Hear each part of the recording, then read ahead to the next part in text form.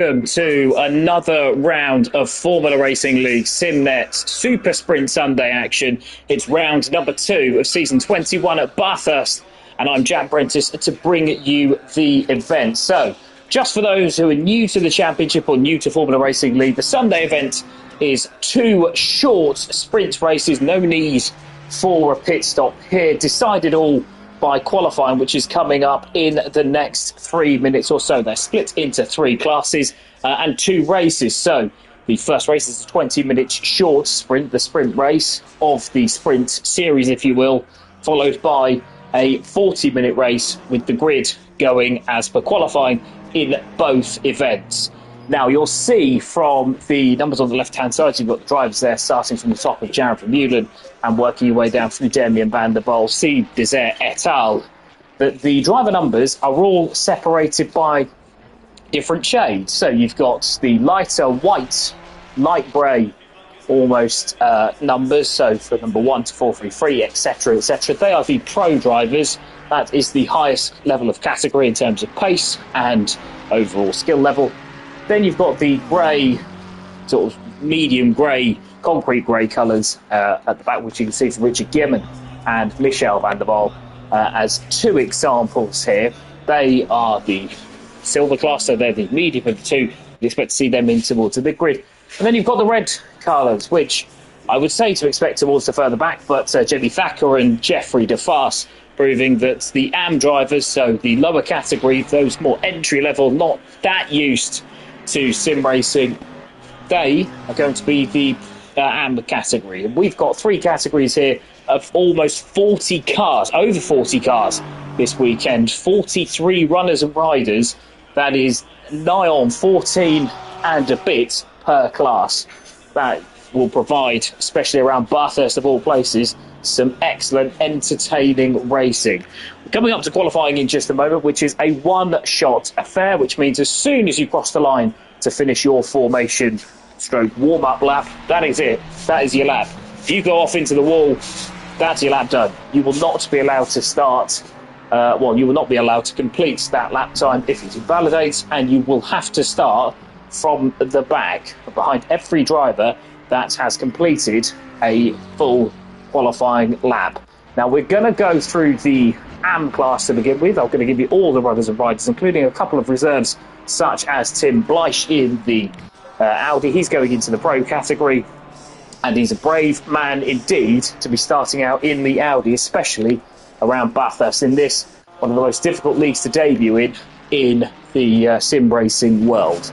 So we're going to go through the runners and riders from the AM class first of all, and the championship order is as follows, with Dreadlock Steve second in race 1 and first in the feature race. He takes the early lead in the AM class. He's ahead by 1 point from Greg Wood, who started actually from the back.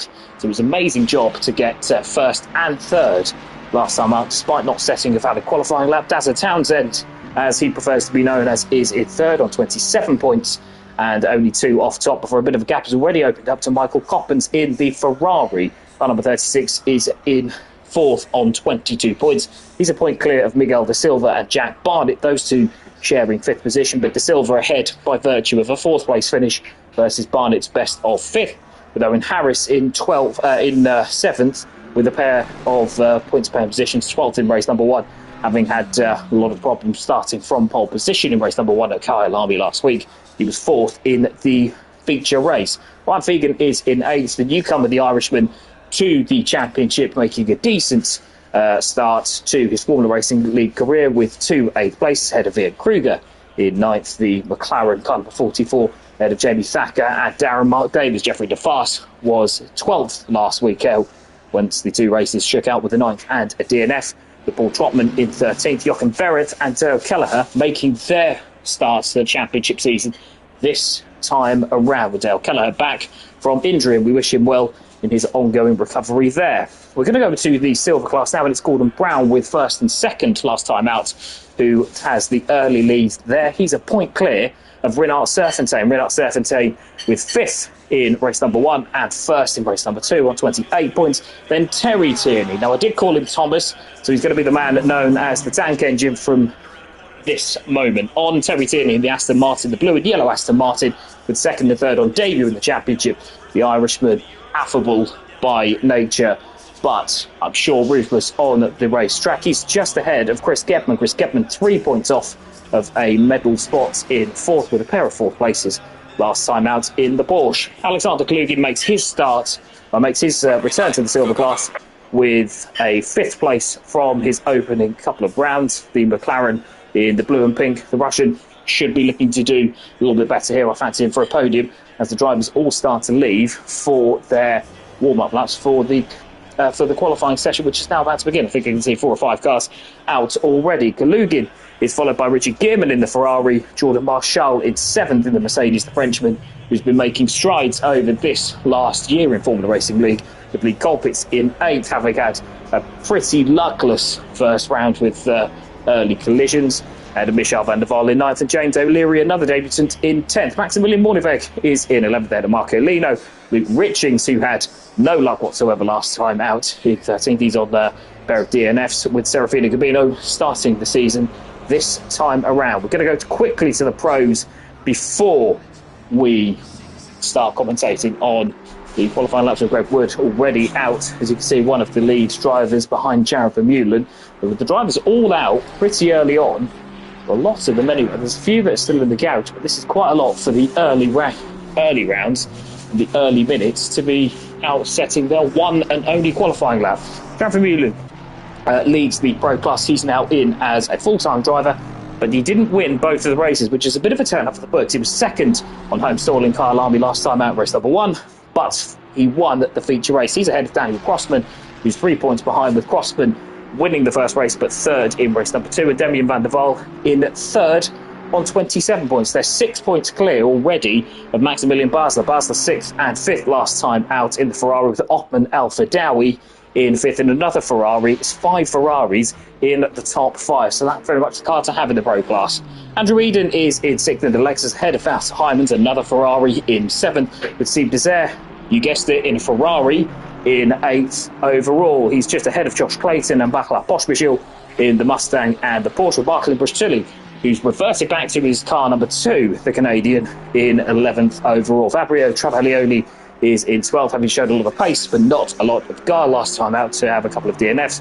With Johnny Sharp in 13th, having DNF'd twice, ahead of Reece Dinn, and Morgan Grace, who is due to make his return to the championship this weekend. Right, we're going to have a look at some qualifying laps. I think Jared Vermeulen was the first out of the pits. So he's going to be coming up to, as he goes through Griffin Bend, he is going to be coming up on some traffic ahead. Car number 31 and car number 7 are ahead, aren't they, with car 161 just on the mountain. So they're going to have to be very careful as the South African driver comes through. Vermeulen now, normally a bit of an expert in qualifying anyways, quickest driver here so far this season, ahead of Grossman and Van der Waal, but he's got car 31. Who is that in front? I think that is Miguel Silva. So the Luxembourg driver in the AM class should be able to get out of the way, perhaps going through the S's, although he's right there in the middle of the S's. Down the dipper they go, and that's going to hold the South African driver up no end as they go to Forest Elbow. He's managed to get past down the S's going into the Forest Elbow, but that will have cost him time, so you won't be happy, the South African, if that costs him pole. Now he's got Greg Wood coming up behind Desert as well, behind De Silva as well, so Greg Wood is just about going to be okay, isn't he? He's just a little bit further behind as they go on the Conrod straight, but the Ferrari there, I think, might find himself in front of the Stewards there, because he did impede the South African. Going into the chase now, hard on the brakes, bit of an awkward corner this. You have to sort of hit the curb but not too hard, and then let the car run through a slightly less aggressive second apex. Now down the hill into Murray's, and it's a short, sharp burst again. It's off camber this, so you have to make sure that you don't go too long on the brakes. Out of the final corner, what's this going to be? It's a benchmark of sorts. It's 2 minute 1.1, so it's slower than what he did in the practice session that we've just had before the rain came, but it's still nevertheless very competitive indeed. Wood comes across the line 2.5 seconds off, but in the Aston Martin around here, that is not bad at all. Car number 19 across the line, that's Serafino Gabino with the 998. That is Othman El Fadawi. He is now across the line into second, 0.8 of a second off. Jordan Marshall in the silver class. What can the Frenchman do here? The flamboyant Frenchman across the line goes into third overall and leads silver just for the moment before, yes, that's Demian van der Waal, 0.4 of a second off Vermeulen. So that might just save the South Africans bacon, as Vermeulen was rivalled heavily by van der Waal. Marcel Basler across the line, Marcelin Bruschilli and Daniel Crossman. Now across the line, Crossman, it looks like, started his lap right behind the Canadian, which perhaps is ill-advised. He's fourth at the moment. I'm going to go now to car number 87. Car number 87 is James O'Leary. Debuted last time out.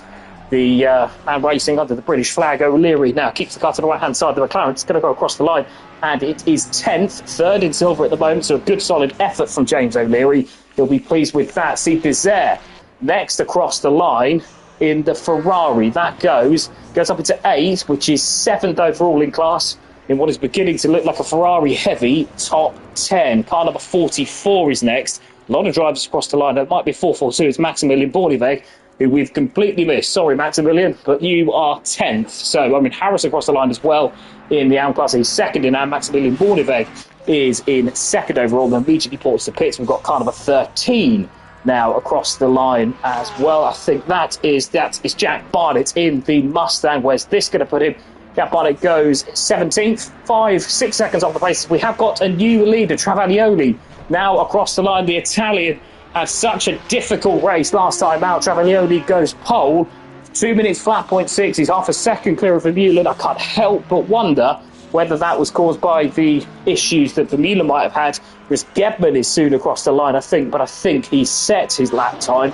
Can't quite see where the Porsche is, as Bruschilli then we've got going round. That is on a slow down lap. We're going to see if there is another car coming across the line. So that is going to be car number 7. Car number 7 is Jamie Thacker. Jamie Thacker now in the Craig Lowndes lookalike livery. The Australian race car driver was synonymous with the race at Bathurst, the Bathurst 1000. And this is Jamie Thacker now. Where's he going? He's not yet going anywhere because he's just starting a lap. Car 104 is where we next go. That is Luke Riching. So in the purple and pink Ferrari, that little black stripe down the front to mark it out. Round the final corner at Murray's. Where's this going to go? The answer is nowhere, because he's another one just setting his lap time now. So car 84 is going into the pits. That is struggling to see if it's not Andrew Eden, who is out on his lap. Got car number 5 now next to the line. That is Josh Clayton in the Mustang, usually found in an Aston Martin, but the Mustang much more to the Clayton's liking so far, coming across the line. And this is another man, I think, to be setting his lap time. So quite a few drivers now out, looking to try and see if they can take advantage of the track being a little bit better as they go into the final knockings. Lee Colpitts is the man across the line. I think that's another man to be starting his lap time rather than finishing. So I think we're going to go to Wouter Heijmans, who is across the line, and I think might be just setting a lap time as a couple of others go through. Richard Gearman up into 19th behind James O'Leary. So that is pretty strong in silver. Marco Lino up into 22nd behind Terry Tierney. And this from Wouter Heijmans goes 3rd. So the Flying Dutchman makes it 6 Ferraris in the top 6. Chris Gebman is another man across the line. I can't see, to be honest, with how many drivers they've got, whether that is a valid lap time. But let's see as the Scotsman across the line. 43rd it was, and 15th it now is. So 3rd in silver for the Flying Scotsman, who's been a model of consistency, if not outright pace so far this season, and he'll be very pleased with that. So car 246 next off the line. That's Paul Trotman in the AM class. The Mercedes now across the line. And where does this go for Paul Trotman? It doesn't, because he's just starting his lap time. Car number 7 is across the line. That's Jamie Thacker, who we missed a little bit earlier on. And that is, well, it's 5th, 16th, isn't it? It's 3rd, 4th in the AM class at the moment. So good effort from Jamie Thacker, who was well up there last time out in qualifying. Now, Luke Richings is across the line going into the final corner ahead of Gordon Brown, who I think is starting his lap rather than finishing. But here's Luke Richings now. We're going to expect to see this about mid-grid. Richings goes 23rd. So behind a whole host of silver drivers, Marshall Morneveg, certainly the lead 2 there. But he's about, well, that's 3rd, 4th, 5th, 6th, 7th in the silver class. Now, car number 5 coming back across the line. That is Josh Clayton, as we saw a little bit earlier on. We've got Andrew Eden following now So Clayton, we're going to stay with. I'd expect this to be fairly high up in the Mustang, and it is 7th. So he is the first non-Ferrari for the moment, Josh Clayton. But what can Andrew Eden do about that in the Lexus? Should be quite quick down the straight. Andrew Eden 6th. Breaks the Ferrari Stronghold on the top 6. Excellent lap time there from Andrew Eden. Darren Townsend now across the line ahead of a BMW as well. Darren Townsend, where does he go? 30th. So a bit of work to do for the Welshman as Dreadlock Steve follows as well. He's in 16th, so he goes second in the AM class. The BMW across the line as well. That might have been Lee Colpitts. It was, I think, who has gone up to 18th, so doing rather well in second position in the silver class. So think it might well be Gordon Brown last out. Alexander Kalugin has failed to settle out time, as has Paul Trotman and Ryan Fegan. But Gordon Brown in the Sky-branded Ferrari, which was seen often on Giancarlo Fisichella's Ferrari GT career, wasn't it? So coming through the S's down into Forest Elbow. A little bit out of shape going into the elbow, but slightly wider entry. Can it be a better exit down the Conrod Straight, building up to about 176, 177 miles an hour in the Ferrari. Anyway, over the bumps, have to make sure that you nail, actually, the flat-out right-hander. Sounds easy, but if you're even slightly offline, it leaves you with a tighter line going into the chase. So here is Gordon Brown. Into the chase we go. Doesn't clip the curb too hard, so that's good. The Ferrari looked well-behaved going through the second part of that chicane, now over the hill and into Murray's. Where do we go here? So breaking down maybe to second gear. Chuck the car in. Don't go too wide because you'll lose a hell of a lot of time out there. Gordon Brown, where to go? 12th. It's pole in silver for the Flying Scotsman. Jeffrey DeFast, meanwhile, we haven't seen this in the McLaren.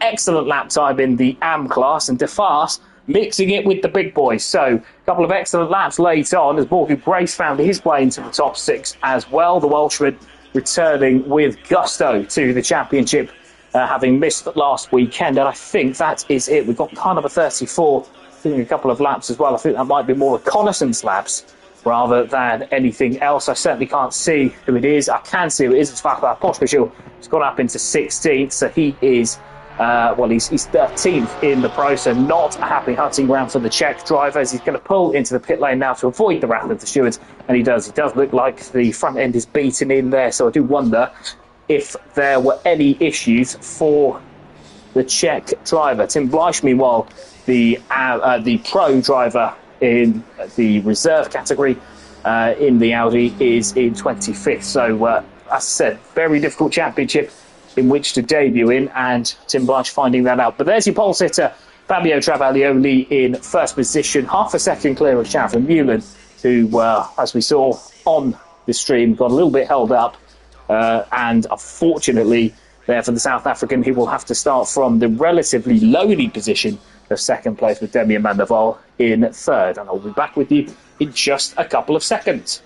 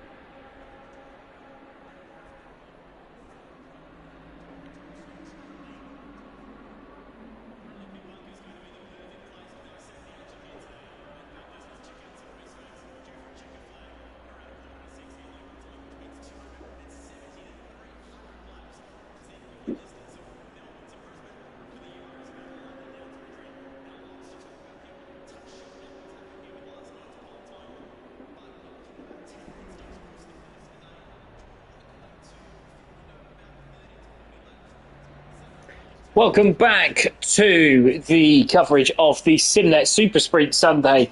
Round number 2, race number 1 is underway in just 2 minutes' time. A short formation lap, as you can see. On the right-hand side is Fabio Travaglioli, and on the left, Jared Vermeulen. So we're going to take you through the grid now, and a reminder that there are no stops, no pit stops scheduled. So it is 20 minutes of flat-out action.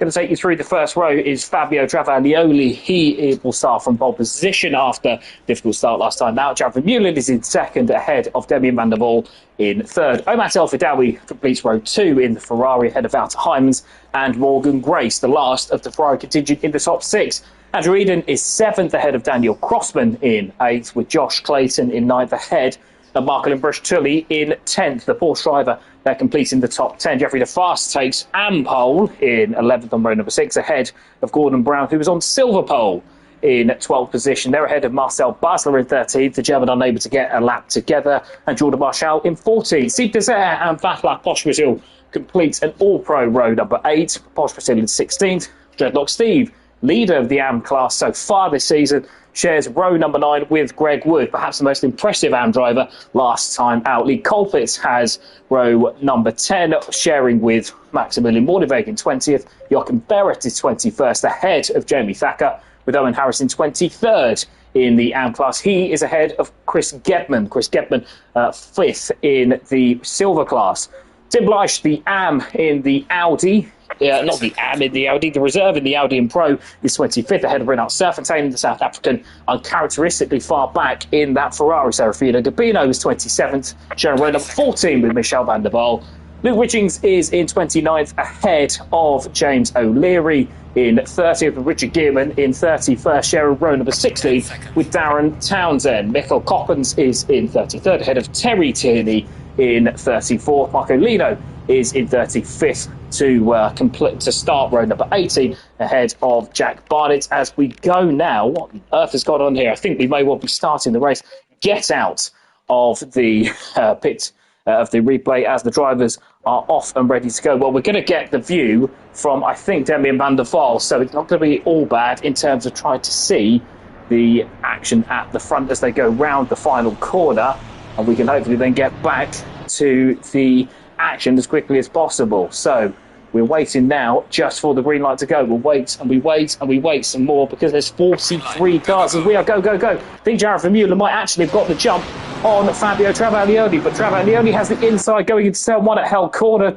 Vermeulen, though, hangs it around the outside. There's a Ferrari, I think, off. I think that might have been Morgan Grace off and into the weeds. Andrew Eden and Jamie Thacker, I think, around as well. Jamie Thacker has been spun, and it's Travaglioli who is behind Jared Vermeulen. Vermeulen, it's not catching up. The Italian now is going to go around the outside, going into turn number 2. South African having none of that. Keeps the car planted as they go up into the cutting. So Vermeulen not second for long, sorry. He's up into first now. Demian van der Waal is in third, ahead of Omat El Fidawi. I think that's Daniel Crossman who's up into 5th. Yes, it was Morgan Grace who was off and into the weeds at turn number 1. There's a recovery car number 7. We'll see who that is in just a moment. Wouter Heijmans up into 7th. Gordon Brown up into 7th position, and the silver driver leads the silver class once again. Upwardly mobile Flying Scotsman Marco Tully is in 8th, ahead of Josh Clayton. Jordan Marshall has got himself up to the top 10 overall. Excellent start from the Frenchman, but he is still second in silver, so we'll want to see what he can do about Gordon Brown. Jeffrey De Fast remains in the AM lead with Greg Wood up into 14th. I think that might have been Thacker that went round, so he was sharing the second and third. I think it was row number 9, wasn't it, that the AM driver was sharing it with, but he's up into 14th and a clear second in AM. Morgan Grace dropped back to 21st, so a disastrous start for the Welsh driver. We'll just see now how he recovers. I think he might have had help going into turn number 1, and I think there are a couple of drivers recovering. Dale Kelleher down in 36th. I think it's roughly where he started. It's Jamie Thacker who is recovering, and his miserable start, miserable luck, continues in the season 21 of the Super Sprint Sunday. That is rotten luck for the AM driver. He can be rightly annoyed with that because the Ford getting spun around at turn number 1 through very little volume. So it looked like Travaglioli has already dropped a second behind Vermeulen. So Vermeulen is going to try and see if he could get away and start to build a gap with Damien van der Waal, not really a threat for second place either. He's got Omat El-Fidawi and Daniel Grossman less than a second behind, I think. Yeah, just over a second behind for those two. As we can see a move now, that's El-Fidawi having a shape-up of Damien van der Waal as the camera takes us away as far as possible, but not going to make the move now as they go onto the mountain section. A couple of other cars look like they're struggling as well. I think car 68 is in the pits. That, I believe, is Barcolino. It is Paul Trotman, is another man to have come a cropper somewhere along the line, because he's now got to the back of the AM class and he's 42nd overall. So a quick recap, but I can get the words out.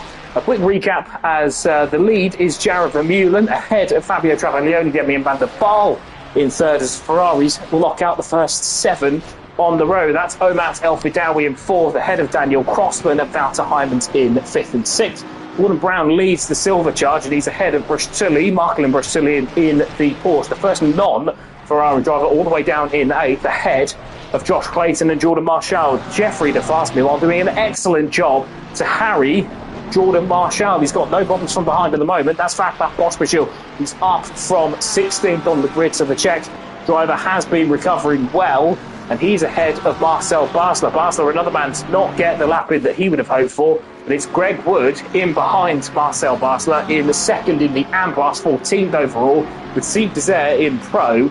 Just behind him, Maximilian Morniveg and Andrew Eden follow, with the next AM driver being Jochen Berrick in 22nd. So Wood, good head on his shoulders, having driven a really mature race last time out. Greg Wood has got a bit of a gap to play with in the next 3 quarters of the race. We're already nearly a quarter through, and it's only been 2 laps. Steve Desert looking to try and see if he can get past and maybe get after Basler and Pospisil, who are stuck behind Faz, and most notably Jordan Marshall in the Mercedes. So you've got Morgan Grace back in 21st, Bishop under Vol through.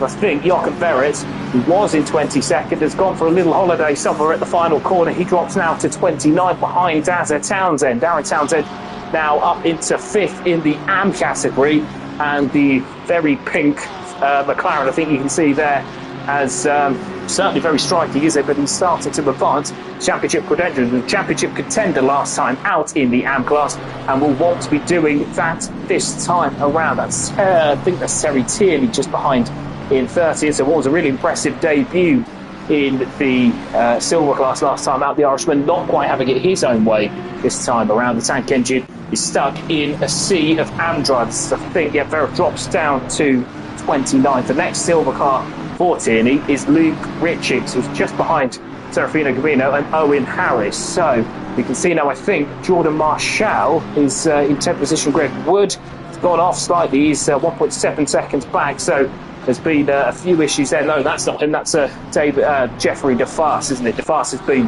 the AM stuff behind Marshall. Well, it has to be said that DeFast has dropped off just a little bit, and you can see going side by side, I think, through the mountain section. I think Vaclav Boschwitz has been passed by Marcel Basler. So Basler really getting his work done up into what is 12th now overall. He's got ahead of the Porsche driver with Steve Desert. Can see that all happening in front, and he's going to try and make sure now, he's got to try and make sure that if he does pass Greg Wood, it is clean going into the chase. You can see the Lexus, that is Andrew Eden having a look at Maximilian Morniveg. What are they going into the chase now? The Lexus has got such a superior straight line speed, as Steve Desert has got past Greg Wood. He's now under pressure from Morniveg. So Wood's got to play this fairly smartly, because the next car in his class is Owen Harris, and he's down in 25th. So I'm not saying he's got to yield, but there is a lot of points to play with, so to speak, for Greg Wood in second. Meanwhile, Jeffrey DeFast doing an outstanding job at the top of the AM tree so far in 11th place, and he's come on so far from when we first saw him a couple of seasons ago in the Sunday Championship. He was miles off, but now look at the driver that he's matured into. It's a real Formula Racing League success story. Going down, I think that's Brustulli has got past Gordon Brown. Gordon Brown, again, another man with a little bit to play with, although can't afford to move too much. So I'm just going side by side with Brustulli. No, he backs out of that going into the cutting, and now we go on to the mountain section. Brustulli with the rear end of that looking rather bent in, that Porsche. It's not going to be the happiest of handling cars, but he's got to knuckle down and get away from Gordon Brown if he can, because Brown represents a good obstacle for Josh Clayton behind. Josh Clayton behind in the Ford Mustang, 8th in class, 9th overall, with the silver driver Gordon Brown just ahead. But Jordan Marshall looking a little bit shaky, wasn't he, going through McPhillamy and Saltburn Park, and he's dropped to about a second off of the back of the cars in front, although very easy to make that up if you are smart enough in the Mercedes over the mounted section. Scott Fast now has dropped 1.9 seconds back, with Greg Wood having lost out to Desire as well, so that's the non-pro interest in the top sort of 15 accounted for. That's Marshall, I think, was flashing. Not entirely sure why. Might have even been to say hello, knowing the Frenchman as we do. Now that is Josh Clayton going down the inside of Gordon Brown. Is it the Mustang now as Cameron does try to catch up going into the chase? Gets past Gordon Brown. I think Brown might have played that sensibly, to be fair, and let the man from Leicestershire go through. So the lead is as follows. I think, Clayton there weaving to thank him rather than show any displeasure, which you often see in the Formula Racing League. So the conduct there, absolutely spot on. Meanwhile, the lead for Mullen, we were expecting to get a little bit further away, but Travaglioli, 1 point, well, he's just over a second behind with just over half the race to go. Can the Italian mount a challenge here? I'm not so sure that he'll be able to, with them all being in the same car, and it really are all in the same car, aren't they, in the top 6? It's Ferrari in the top 6 with Brustilli, the outlier in 7th position in the Porsche. So 5 seconds for the Canadian to make up, further 1.6 for Josh Clayton to make up. So really is, as Brustilli does get 3/10 out and Clayton loses those 3/10 behind. So Brustilli, the man on the move in that Porsche. Brown, meanwhile, still has to fight. Well, he's got Jordan Marshall behind, but the Frenchman can't do anything daft because you're in second position. We'll see now that Marshall can't do anything too daft in that Mercedes, because he does do something daft as he goes slightly wide through Saltburn Park and into McPhillamy, and that hits the wall, and that will not help his chances. It's not going to do him too much damage because he gets just a little side-on contact there, but the damage will be there for the Frenchman, and it won't be helping that Mercedes as he goes through the mountain section. It will be in the back of his mind for the remaining half of the race. Travaglioli, meanwhile, as soon as I started talking him up for Mullen, gets half a second on him in the middle sector. So we'll go back to that shortly with Wouter Heijmans now looking to launch an attack on Daniel Crossman. Crossman wise beyond his years, as he proved last time out with that win in race number 1 at Kyle Army when it was changeable conditions. But through the chicane, there you go. Wouter Heijmans, not always known for his patience, but certainly known for his attacking style, is as soon as he gets to sniff, the Dutchman will be down the inside, you feel. Brustilli lost a second over the mountain, so I think that battle is going to be done as the Ferrari class in the top 6 starts to lead away. Now we're going to go to, I think, let's see if we can see a battle, I think, in the silver class. That's Chris Gebman holding on to 3rd position in silver class at 17th overall. He's got Maximilian Warneberg behind, and the one car, if I was a Porsche, that I'd want behind me down the straight is probably a Lamborghini, because whilst it's good on the brakes, very slow in the straight line. With Renat Serfontaine, you can see behind as well, to make his way up into the top 5 or 6 in the silver class, having started 26th. I think we have lost Lee Colpitts. He's gone right to the very back. Unfortunately, it's been a very tough start to the season for Lee Colpitts. Not all of it of his own making, to be honest with you, so we'll have to find out exactly how that happened a little bit later on. Meanwhile, in 3rd, but in the outclass, is Owen Harris, just behind their baby daddy from a couple of seasons ago, whose exit from the competition lots opened up my own opportunities there. So Owen Harris there working back in tandem with Greg Wood. Greg Wood now in 15th position, holding off a charging Andrew Eden, but in 2nd overall, second in the AM class and 15th overall, will do the Aston Martin driver the world of good. Getting a little bit too friendly with the curb there, but nothing doing, as Bordeaux leads Serfontaine in the chase for the silver podium. Chris Gebman has it at the moment, as off and into the weeds goes, and into the wall, goes Andrew Eden, trying to attack an AM driver. I don't think he was trying to pass Greg Wood there, but he's kept it well out of the wall, and it's a sensible move, even if it is going to cost him probably 25 odd positions, as Andrew Eden now finds the wall and unfortunately finds the exit as far as his realistic chances are for this race. So Eden in the wall does well to rejoin or not rejoin in a stupid manner, so kudos to him for that. But unfortunately he won't want kudos for that, he'll want kudos instead for making a pass, which is not going to happen. Maximilian Morneveg now still having a go at Chris Gebman there. Gebman doing enough to hold off the German, who's known for his sensibleness out on the track, and if that's not a word, it is now, as Morneveg goes into the final corner at Murray to try to see if he can set up a run into Hell Corner. Gebman does look like he's gone slightly wide. He's going to have to go on the defensive just a bit as they go into Hell Corner, turn number one. Morneveg now, don't make the commentator look silly, and he doesn't, so kudos there to Maximilian Morneveg, therefore not running into the back of Chris Gebman, but unfortunately it does rather hamper his run up into turn number two at Griffin Corner before they head to the mountainous section. We're going to have a look now and see. I think Josh Clayton has gotten onto the back of Marklin Brush-Tilly. That Porsche looking less and less in original condition by the lap, as he looks like he's had a couple of further chats with the wall. 6 seconds back from the Ferrari class, which is tailed off by Wouter Heijmans, as Travaglioni has now lost a little bit of time. I think Brush-Tilly goes onto the curb there, which you don't want to do, but I think he had a bit of a chat with the barrier there. That's 7.7, that's Wouter Heijmans. So Wouter Heijmans is another man to fall at Skyline, and now the Dutchman has got to do what Andrew Eden did. He's a little bit further up, a little bit more visible, but he's got to wait for potentially 30 cars. He's going to get going now, but he's got to get off to the left-hand side down the runoff area. Well done, Wouter. That's exactly what we want to see. And he's going to rejoin, I think, in the middle of this, just in front of Luke Richings.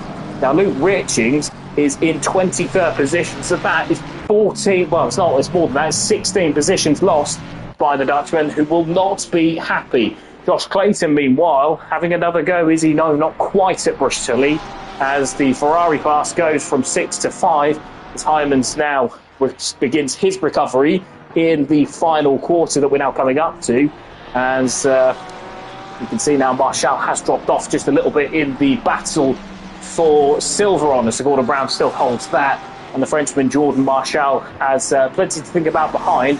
I don't know what the flashing's for, I'll be honest. I'm sure that'll be explained, but he's flashing his way through. Not sure that Brown will take too kindly to that, but the calm Scotsman that he is, don't think he'll worry too much. Jeffrey DeFast, meanwhile, leading the AM class, but also in the top 10 overall. It's been a fantastic start to this event for Jeffrey DeFast. The Belgian, as I said earlier, nowhere in his first couple of seasons in the championship, but over the last season and a half, has been a very capable operator in the AM class. And long may that continue. 6 cents off the back of Jordan Marshall. Now the Belgian has to just make sure that he doesn't do anything silly. He's got Marcel Basler behind, who was threatening, I think, to try and pass into the cutting. Don't do that, Marcel. You've done well enough to get up into the up onto the coattail, of the top 10 seaters there. And Vaclav Pospisil a little bit further back, with Greg Wood now with 40. Still got a decent gap, hasn't he, over Owen Harris. Now Harris has risen up the rankings a little bit. Wouter Heijmans comes into the pit, so I suspect the damage on that Ferrari was rather more severe than we thought. But Chris Gebman now in third position has a little bit of a buffer, doesn't he? It seems like he's warded off the challenge of Maximilian Morneveg. Morneveg now has a little bit more to worry about from Serfontaine behind, although I say that he was a second clear. That's not 1.1 seconds now, so we'll stay with this down the Comrod Straight as the white Lamborghini nearly goes into the back of the black Porsche. The black Porsche now has a little bit of defending to do, but the traction should see him out of Forest Elbow with a healthy advantage. Now Morneveg tucks into the slipstream as they go to the chase. He'll be in a difficult position because the right-hander that's flat out, very difficult to get side by side. And then you're looking for Dan Dermu going down the inside, but he goes down the inside going into the chase, and he hits the curb and he spins and he spins and he spins and he spins, and I feared that might happen. Chris Gebman has survived, not the Scotsman's fault, far from it. Maximilian Morneveg recovers, loses out one position, so it's not disastrous for him. Very lucky indeed as he clips the curb. Very difficult to go too wide through there, But yeah, Getman does nothing wrong there as more trouble. That's Gordon Brown. Gordon Brown from the lead. Gordon Brown from the lead of the silver class has gone into the wall and has gone into the pits to effectively retire from the lead of the race. And that promotes Jordan Marshall up into, well, he's 10th, so I don't know whether there was contact between him and Gordon Brown, because Jeffrey DeFast has got his way up into 8th with Marcel Basler in 9th. Basler still trying to pass DeFast, and he'd been advised to be doing that on the mountain, so Basler has to sit in a little bit more whilst DeFast gets his way through the mountainous section. Jordan Marshall dropping to 10th. Don't know whether there was contact between him and Gordon Brown, but it promotes Chris Getman up into 2nd on the road. Renat Serfontein from 26th on the grid is up to 15th and 3rd, so the South African doing a solid job to get himself back into podium contention. Whereas, yeah, it's Moorneveg still in 4th. He would have had 3rd had he not. As off into the weeds goes Steve Desert. Steve Desert following Jordan Marshall. It's not Steve Desert, is it? That is Marcel Basler, I think. But one of them has gone off. I think it might well have been Desert, but the camera's not helping us at all, as the Ferrari car number 51 has recovered, but has got Pospashil just behind. I think he might have caught it then in that case. Which is perhaps why the camera appears to be doing us dirty, but it's cost him 3/10 of a second as he now puts Vaclav Pospashil on the grass. I think the Czech driver had to back out. He has, and he won't be pleased with that. Desert there having to recover, getting a bit feisty down into the chase. How the run out of the Forest Elbow. All this, meanwhile, happening in front of Greg Wood, who's second in the AM class, and a model of consistency. And we're going to have a look now at the leader. There he is, Jared Vermeulen, 2 seconds ahead. And I do that to remind you of what he'll look like in about 2 minutes' time, because that's the next time that you'll see him. DeFast, meanwhile, has solidified that 8th position. Basler can't do anything silly now, because whilst there's an overall championship to think of, you're not going to gain 6 seconds, so there's no point to it. But I think DeFast has done perhaps the only sensible thing he can do, and lets him go. So, credit to Jeffrey DeFast there.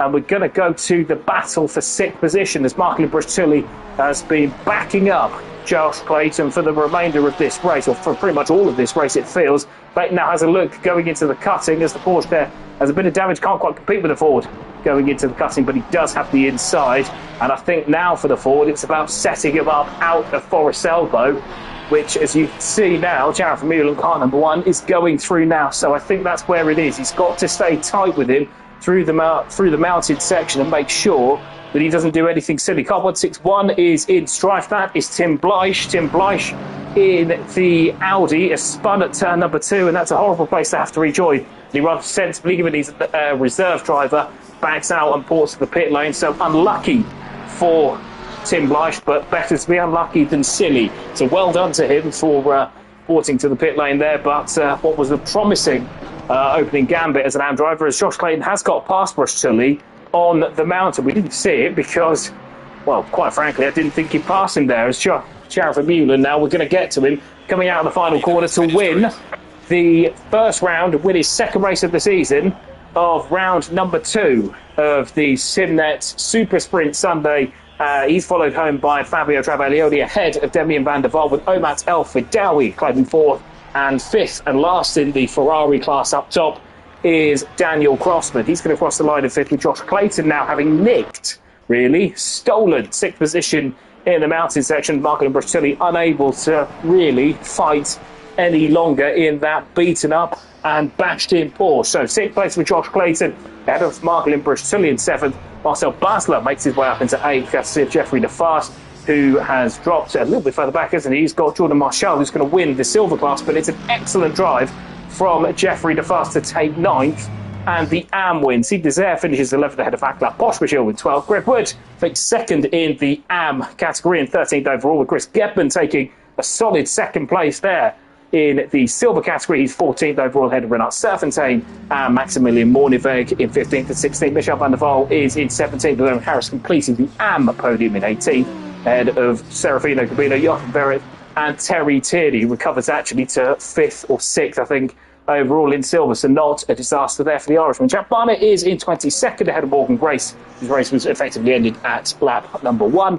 Darren Townsend is in 24th ahead of Liam Richings and Alexander Glugin. Miguel Silva and Dale Kelleher complete 27th and 28th. Darren Mark Davis in 29th ahead of James O'Leary and Jamie Thacker, the luckless driver for the third time, really taken off through no fault of his own. Richard Gimon in 32nd ahead of Lee Colpitts in 33rd. Andrew Eden in 34th. We saw him crash on the mountain. He did very well to rejoin sensibly ahead of Paul Trotman and Michael Coppens. That's Vian Kruger in 37th ahead of Dreadlock Steve. So the championship leader not having it all his own way in race number 1. Tim Blyche was the first to DNF ahead of Gordon Brown, who crashed from the lead, we assume, because of the damage that he had, with Marco Lino in 41st and Wouter Heijmans in 42nd, ahead of Ryan Fegan, who was 4 laps down. Now, last season, we would have had a server reset where the drivers then would have to go away for 5 or 10 minutes and wait for the admins to reverse the grid. That is not happening this season,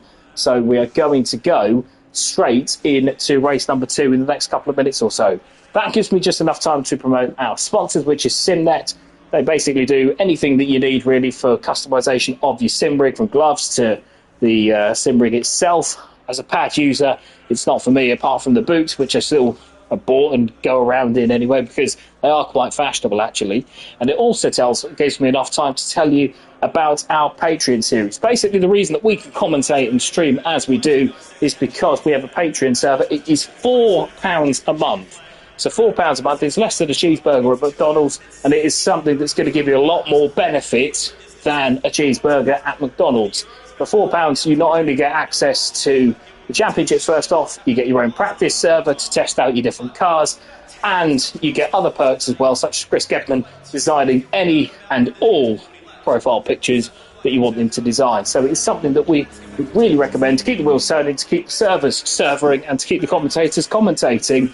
We would recommend that you do sign up. If you do, leave a link in the comments or find us at Formula Racing League. I think it's FRL Race Hub, I think on X or Twitter or whatever it's called this week. And a member of the race team and admin team will reach out to you with a link to join the servers. That's me for a couple of minutes, and I will be back to take you through the grid for race number 2.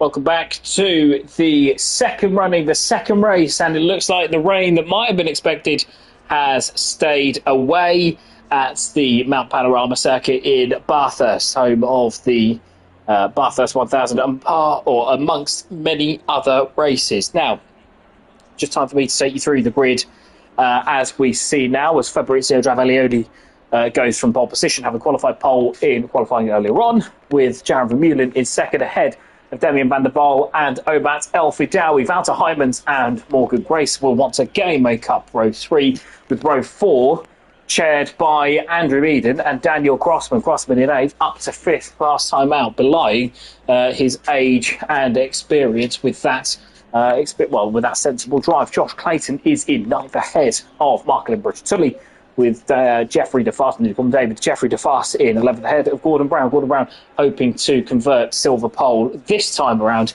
having nearly done so in race number 1. Marcel Basler is 13th ahead of Jordan Marshall in 14th, second in the AM class. Steve Desert and Vaclav Poshpajil are 15th, 16th, with Dreadlock Steve 17th and 18th. Greg Wood looking to see if he can solidify what would be a lead at the top of the standings, notwithstanding any drop scores. Lee Colpitts is in 19th ahead of Maximilian Morneveg. Joey Thacker is in 21st ahead of Owen Harris, who got on the podium in the AM class. Chris Getman, second in silver last time out. Will he be able to make the podium once again from 23rd?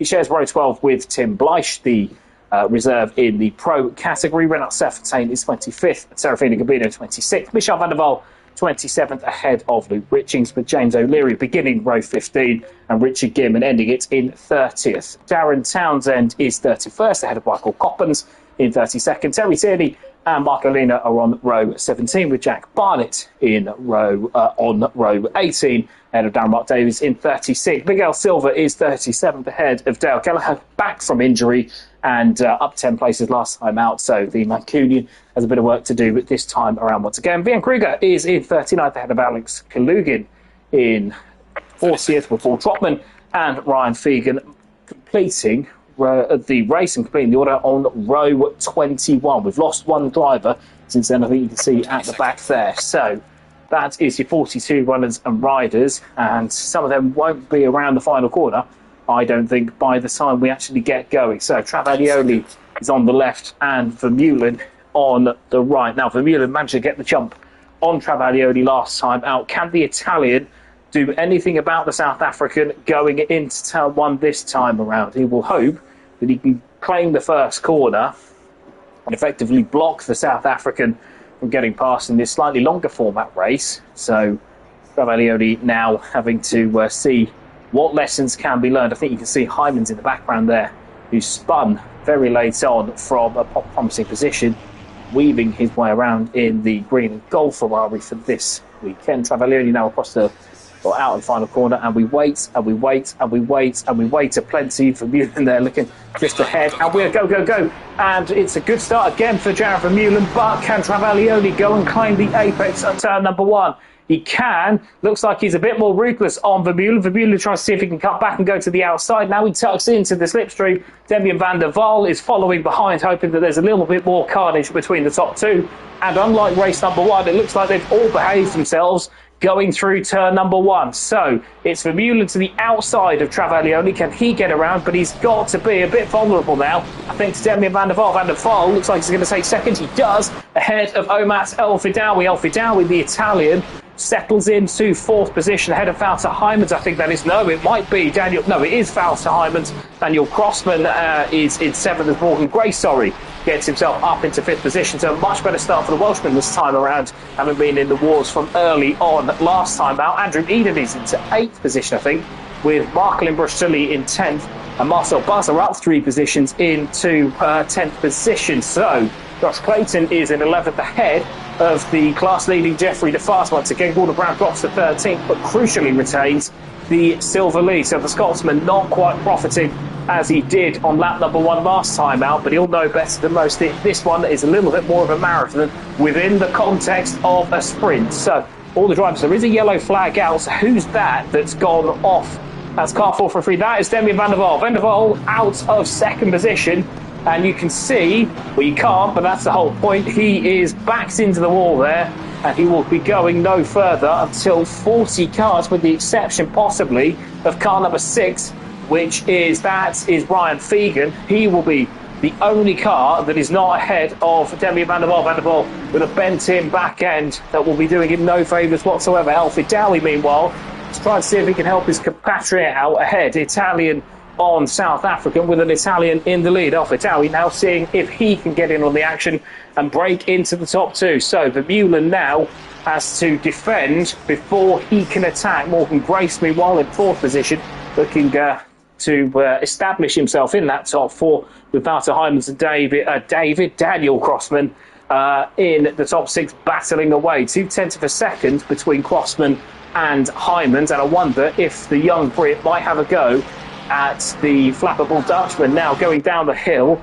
and into turn number two. I don't think it's going to happen this time around, but he will be served notice because Daniel Crossman looks like he's certainly very hungry for the top five, and on the pace that he showed last time out, you would not bet against it. These two were together for a little while in race number one. As goes wide does Wouter Heijmans. Now they're side by side on the mountain, not particularly advisable, but Crossman just about drops in as they go to Saltburn Park now, going through the fast collection of left-handers. You'll get through Summer Bum and through to McPhillamy, where it's going to be single file before you get to Skyline, which is the dive and the dipper as they get down the S section going into the Forest Elbow, which will be onto or lead out onto the back straight. Now Crossman goes down the dipper, tries to see if he can unsettle the car ahead. He certainly gets a better run through there, doesn't he, with Heijmans looking to be a little bit lackluster through the S section. Now it's going to be about whether or not Crossman can cut back, and Heijmans could stop the cutback. Now into the slipstream, Crossman goes. 0.4 of a second it was, it's not that now.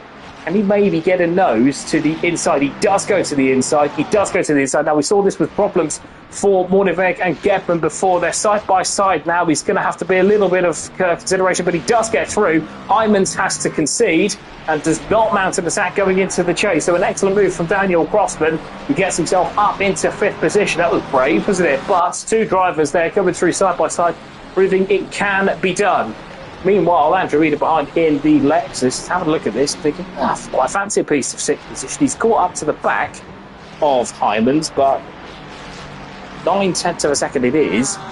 He's not able to make any more of an impact, as I think the Ferrari class will remain a class of the top six just for this moment in time. Jeffrey DeFast, meanwhile, is still an AM driver in Pro Circle, so an excellent drive once again, or an excellent start once again for Jeffrey DeFast. He is a second back from Josh Clayton, who's got through into the top 10.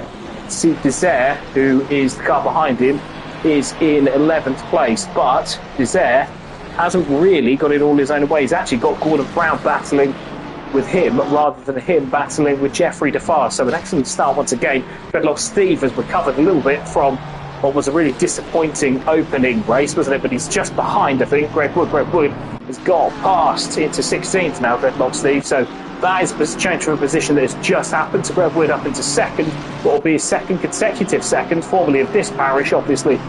Greg Wood, the commentator for many, many seasons, and a fine commentator he was, but he's proven himself to be a pretty solid driver as Dreadlock Steve gets a little bit out of shape through Saltburn Park going into McPhillamy, but he catches it. The Aston Martin driver certainly has to be awake there, and he's now got attention from Maximilian Moorneweg, who takes more curb than most going through the S's coming out of Skyline, but the Lamborghini unable to do anything about Dreadlock Steve just at this moment in time. He won't launch anyone going into Forest Elbow. He's got Lee Colpitts behind. Colpitts, who had a wretched first three as Moorneweg gets out of shape. Now can the BMW of Colpitts get in line and potentially make a pass? ACC cameras will catch up in just a moment. They do, and here goes Lee Colpitts now going into the chase, the flat out right-hander into the chicane. Colpitts goes to the inside. Now Moorneweg tried this earlier, it didn't work. Colpitts tries it earlier and it does work, but Moorneweg does go down the inside, back he goes, and off onto the grass he goes, and Maximilian Moorneweg's lawnmower services are at your service. He drops back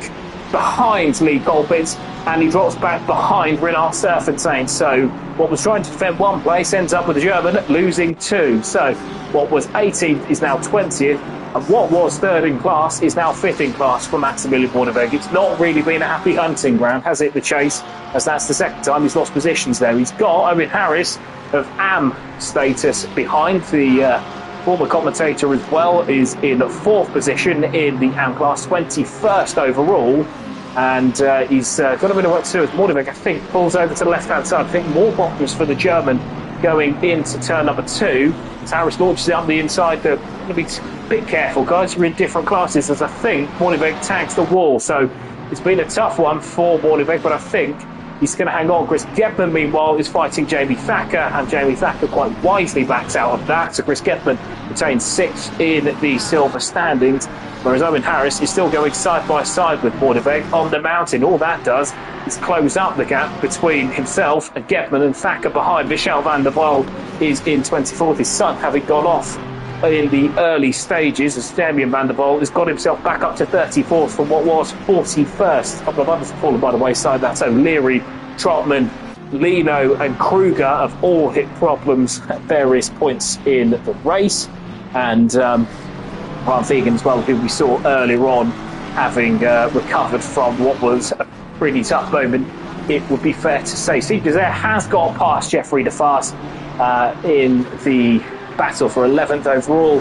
That is pro on Am, as Jeffrey DeFast has got part or been passed by a couple more because he's 14th. So I wonder if he's had a few issues on the mountain. He's got Jordan Marshall behind, but Gordon Brown has been able to get up into 12th and put another gap between, or another car between himself and others. Vaclav Boschke, I thought he'd gone long on the brakes. He might have tagged Brown into the chase, but what he has also done is relegated himself from 13th back to 17th, 18th now, behind Lee Colpitts. Colpitts, another man to profit, as Morgan Grace comes into the pit lane, and more issues for the Welsh driver. And what was a promising 4th position for the Welshman has turned into a pit lane retirement, having had the issues that he had in race number 1. It has not been a happy return to the championship for one of the admins and one of the stalwarts of the series. Morgan Grace, what was 4th, is now, it might as well be 44th, unfortunately, for the Welsh driver. He is out of the reckoning. Gordon Brown is up into 11th, but that's not going to matter to him as much as getting a gap between himself and Jordan Marshall. Jordan Marshall 13th overall, once it all shakes out, as you see there on the screen. He is 2nd in silver, and he's got Jeffrey DeFast between him. DeFast, who's been a bit of an immovable object for a lot of cars that have been in higher classes, and DeFast will have a bit of skin in the game with this, as opposed to other sort of pro and silvers coming past him, because if he does let Marshall go, his buffer over the rest of the AM class, who I remind you are all blocked out in red numbers, with Greg Wood and Dreadlock Steve in 14th and 15th representing 2nd and 3rd in AM. That's big. If he can have Marshall in behind him without being stupid, then DeFast will have an advantage over Greg Wood and Dreadlock Steve, it seems obvious to say.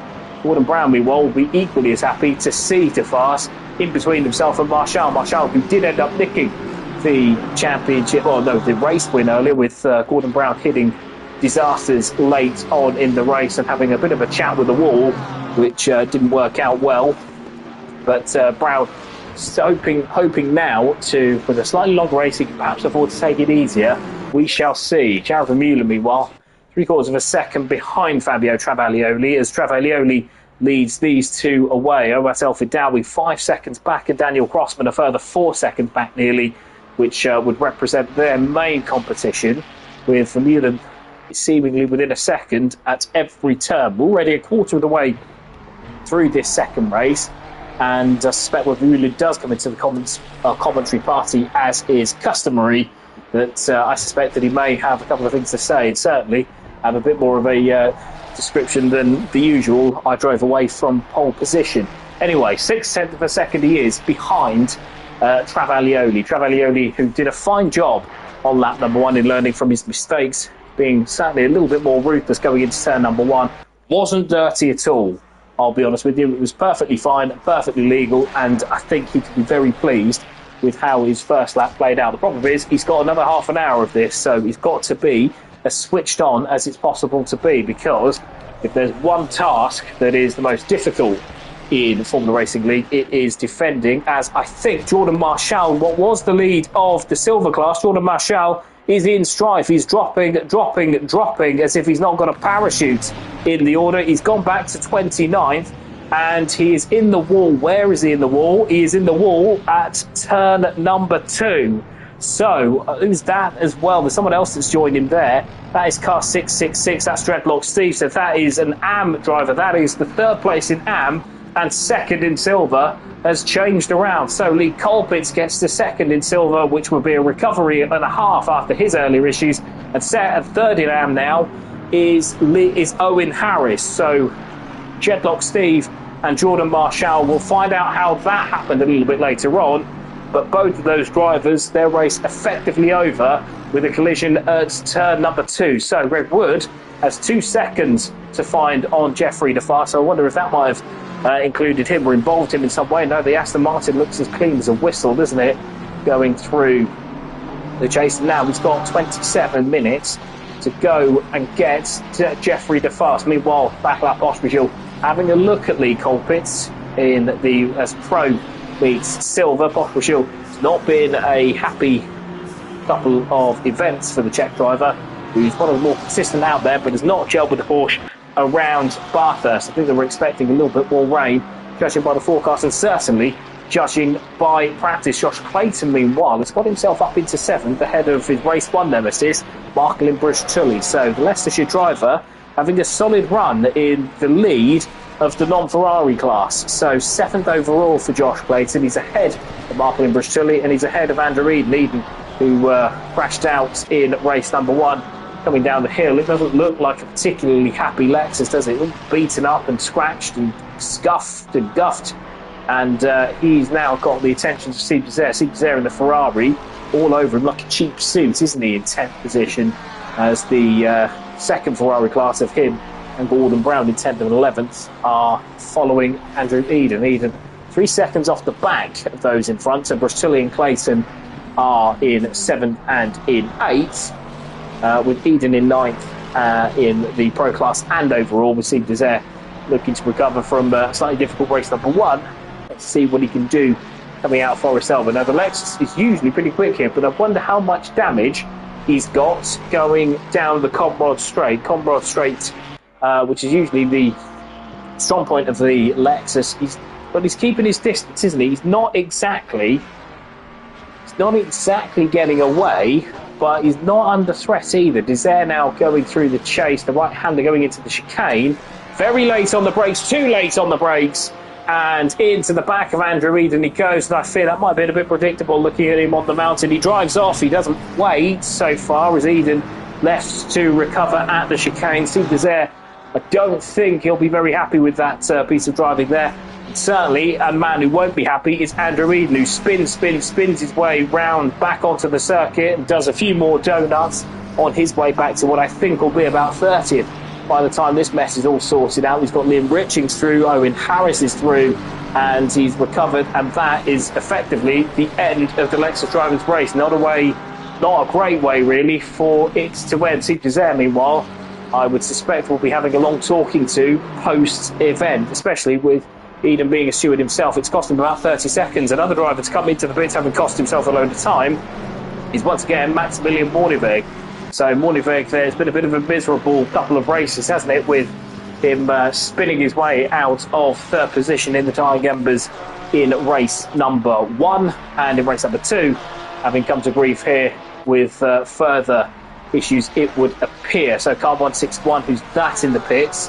That, I believe, is Tim Blythe. So not a great debut for the reserve as Marklin Brush-Tully goes off and over the chicane, but with no further damage. He certainly doesn't crash, although his back end did come round just a bit, so that'll free Clayton for a little while longer. He's got 2 seconds between himself and Marcel Butler, and it's a bit of a familiar tale here. Daniel Crossman is ahead barely of Wouter Heijmans. Heijmans half a second clear of Daniel Crossman, behind Daniel Crossman, I should say, certainly not clear of him. He's behind him, as you can see now going into chase. Crossman hits the curb too hard going through the first part of that. You can see by the way the car bounces up and down that the Ferrari not particularly happy with that, but going into the final corner it's not going to be enough for Heijmans to try and make his move into the top 4. Heijmans obviously having crashed earlier on from a very healthy position. He'll be keen not to do that in race number 2. So that is ahead. That is one of the other. Is that another Ferrari that's not part of the league group, is he? So you've got Crossman in 4th, and now that's El Fidawi a little bit further ahead. That's kind of a 36 behind. who is a recovering driver, and he's recovering in 35th. That's Michael Coppens, just ahead of the commentary OG, which is Darren Mark Davies, just across the line in 36th. Marshall, meanwhile, in the pits, still in 37th. A couple of other drivers have dropped out due to their various misdemeanors and collisions and crashes and so on and such. For Steve Desert, meanwhile, still behind Jeffrey DeFast. So DeFast still with a gap between himself as Lee Colpitt's gone. Where is Lee Colpitts? He's off. And we've not seen where he was, but he was second in the silver class, but he's disappeared off the timing screen. It's difficult to keep a hold of it, but he's completely disappeared and he's back in 28. So further problems there for Lee Colpitts and what has been, I think I called it too soon, didn't I? But what has been a really difficult couple of rounds and weekends for the Englishman has unfortunately not got much better. He's now stuck behind Paul Trotman going down the straight. I think he might just have a run on Trotman. It's Zach Kalugin now coming at him going into turn number 2. It is, and the BMW has to yield. So further setbacks for Lee Colpitts. Drops to 29th overall. Quite far back in the silver class, which is headed up by Gordon Brown. Gordon Brown now 7.8 seconds behind Marklin Brush-Tully, with a good couple of seconds or less, as it looks like there. DeFast looks like he's had a much quicker second sector than Gordon Brown. As into the pits comes Marcel Basler. So further disaster for Marcel Basler. He's into the pits now, having, I assume, crashed on the mountain. Mountain does not wait for any man. Steve Desert, meanwhile, is coming past Jeffrey DeFast. I'm about to call him David again. Jeffrey DeFast, he's going to be in 9th position once they're all shut down, or he's going to be 10th, is he? Because he's behind Brown and he's behind Desert as Basler drops down the order. So that will be 10th overall for DeFast and the lead of the AM class. But he's got a gap of 5 seconds over Greg Wood. So Greg Wood not catching, but neither is he really under any threat from the next AM driver. That is Owen Harris. He's got a good 6 or 7 seconds over him. Yeah, he's 3.5 seconds ahead of Serpentine. And Serpentine is about 3.5 clear of 4 seconds, so clear of Owen Harris. So it's all looking good for Greg Wood to continue his run of podiums with 2 second places to fill in the gap of 1st and 3rd from Kyle Army last time out. Jeffrey DeFast, meanwhile, is he is 10th and 8 tenths off the back of Steve Desert. Steve Desert has to get on and get going, really, to get past Gordon Brown, with Marklin Brush-Tully up ahead, but a further 9 seconds clear of Steve Desert. 9 seconds and a little bit of VAT on that as well. So Desert, now, if you can get past Brown cleanly, you've got 20 minutes to set about the Canadian, whose car is looking in a little bit better condition, I think it's fair to say, than race number 1. The Canadian looks like he's kept out of the walls a lot better this time around, having appeared to have scraped his car at every and all angle in race number 1. His race-long battle with Josh Clayton. Josh Clayton, meanwhile, looking to see if he can profit from any issues up ahead, as Highlands remains 3 tenths of a second behind as they go past Michael Coppens in the AM car that's lapsed. He's only about 6 tenths of a second behind Crossman. Crossman does appear to be stronger on the mountain, which, if you're the lead car, is often the case. Hyman's, though, stronger on the brakes going into the chase, as you can see there. Looks like he's visibly gained 2 or 3 seconds on Daniel Crossman. Crossman now going into Murray's, the final corner. Make sure that you don't overshoot, because if you go where it's off camber, you'll just cede about 5 tenths of a second. That'll be all he needs for Hyman's to get up the inside and try and make a move there. Hyman's now stalking his prey, as he has done for most of the race, but so far unable to make the move. Crossman holding on resolutely, I think it's fair to say. 8.5 seconds behind Omas Alfredao, so it very much is a race-long battle for 4th position. Brush-Tully, meanwhile, 2.5 seconds back, and Gordon Brown still ahead of Steve Desert, with Greg Wood now 4.2 seconds behind Jeffrey DeFast. Now, that might be the battle at the end of the race, because that was 5 seconds earlier. It's 8 tenths of a second shorter. Gordon Brown, meanwhile, gets out of the way of Steve Desert, so Desert is free to get after Marklin Brush-Tully. And Brown, who is leading the silver class, has no threat, really, until you get to Renard Serpentine, who's about 10 seconds, just off the top of my head, about 10 seconds further back. So Serpentine not really in Brown's reckoning at this moment in time. What is in the reckoning, though, is Jamie Thacker, and that's because he is 4th in the AM class. He's 14th, he's 4 tenths of a second and he quite fancies Owen Harris's third position. So Harris on the podium in the AM class earlier on, having had a wretched start to the season with disaster, setback after setback really in Kyalami. His place has always been there for Owen Harris, but the results last time out were lacking through, I think, not really through much of his own fault. Through McPhillamy they go. Thacker is another man who's had no luck, so these two between them have had some pretty appalling luck. You really wouldn't send either of them to go and get your lottery tickets, would you? Certainly not by how their seasons have panned out so far. But they are third and fourth in race number 2 at Bathurst. With 17.5 minutes to go, these two have got Fakala Poshbashil just behind. Czech driver again finding a few issues overall in that push.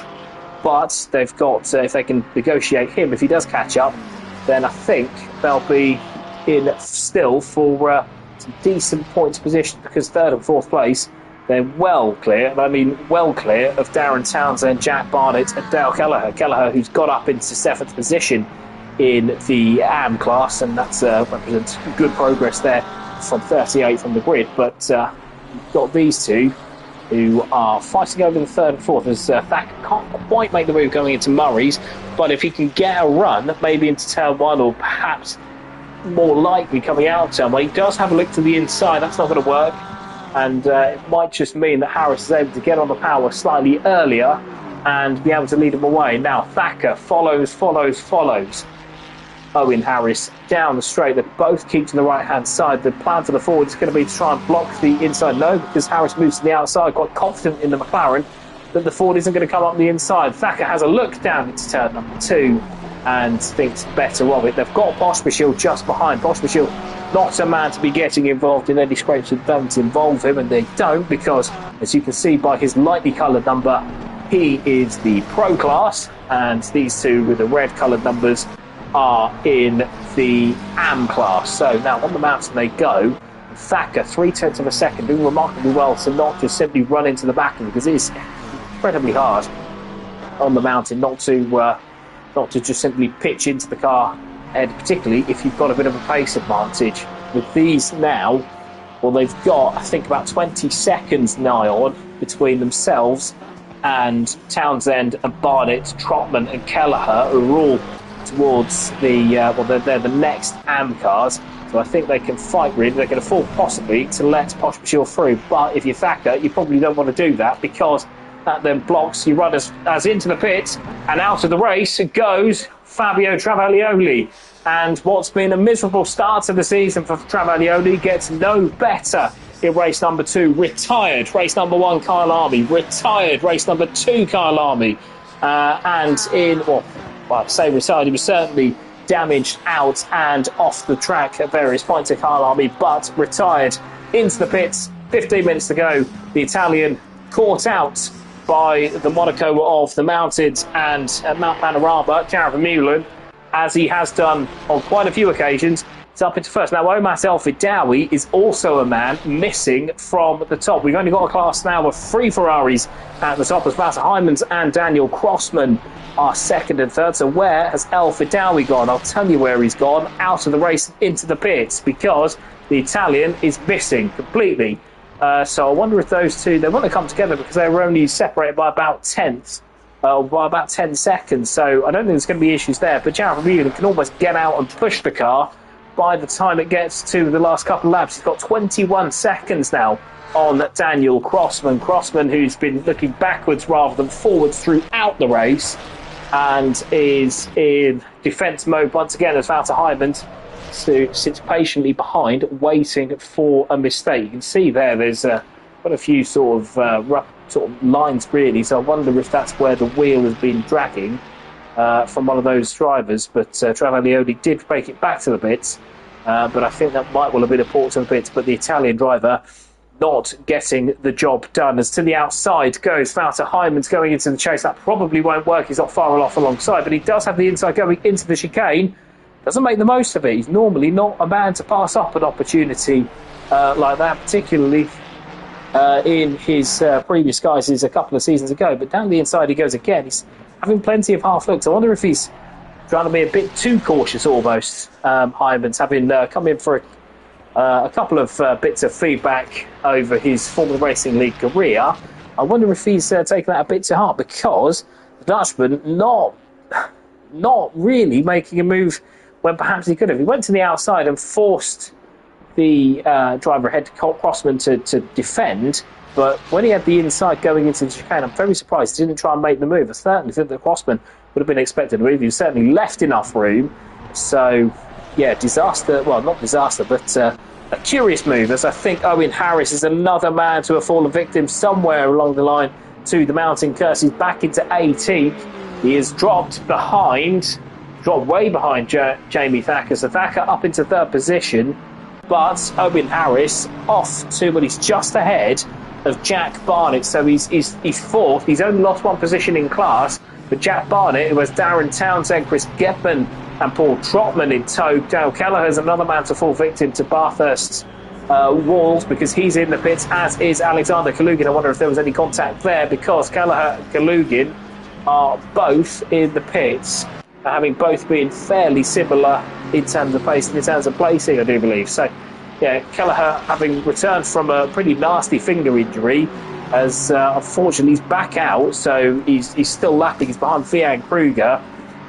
But what was sort of top 6, top 7 for the Mancunian is, a little bit further back, he's behind Miguel Silva, Dreadlock Steve, amongst others. He's back into 31st, so he might even have problems with Darren Mark Davis. If not, Michael Coppens is in the pits. Maximilian Bordebeck is back out, but 4 or 5 laps down. Marcel Bastard, another man in the wall. Now, Greg Wood, I said he had 5 seconds to go to catch Jeffrey DeFast. Now, that was only a couple of laps ago. He's now 1.2 seconds back, so the Belgian might just have to re-engage here, because Greg Wood, down the Comrod straight he goes, and that is getting ever smaller. That McLaren is getting ever purpler, ever larger, and ever more of a red rag to a bull. It's less than a second now, and DeFast having a few issues in that McLaren. I think the back end does look a little bit worn, so I wonder if he has made a bit of contact with the wall somewhere. But the Aston Martin looking pretty pristine, and if he can have a first and a second place once again, then I think Greg Wood will be in prime position for the championship. Bear in mind, you do have one drop score, but if you start out with a first and a third and a first and a second, as this would be, then that is going to take some beating. Dreadlock Steve a little bit further back in the pack. Greg Wood now having a look at DeFast. Down the straight we go, down the Griffith straight, going into turn number 2. Has a look down the inside. DeFast not defending, doesn't need to defend. The Aston Martin not quite close enough to the McLaren, but DeFast gets out and onto the grass, and can he recover in time? He does, going into the cutting. Wood not getting involved in anything that's too silly.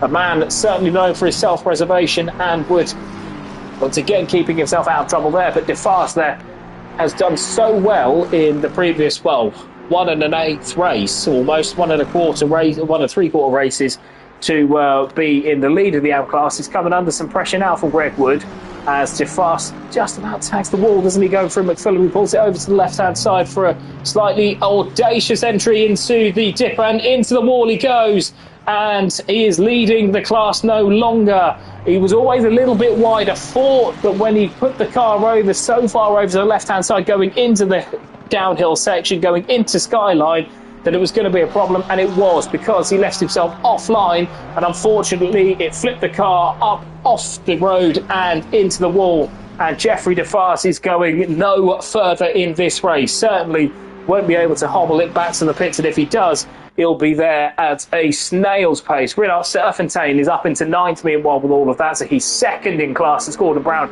has a pretty serene win or victory in sight, with Serpentine in 9th position. DeFast did actually very well to keep it out of the way of Akhlaf Pospisil just coming down the hill as DeFast was sorting himself out.